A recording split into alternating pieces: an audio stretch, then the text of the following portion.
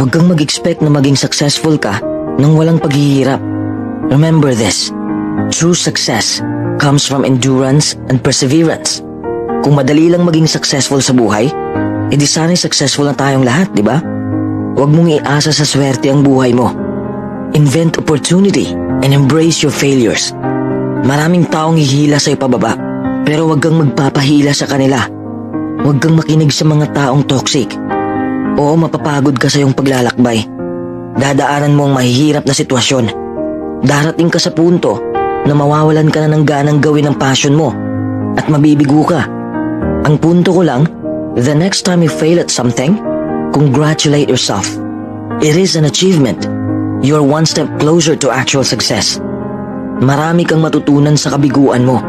Along the way, you learn a lot about yourself and you learn a lot about what makes you happy.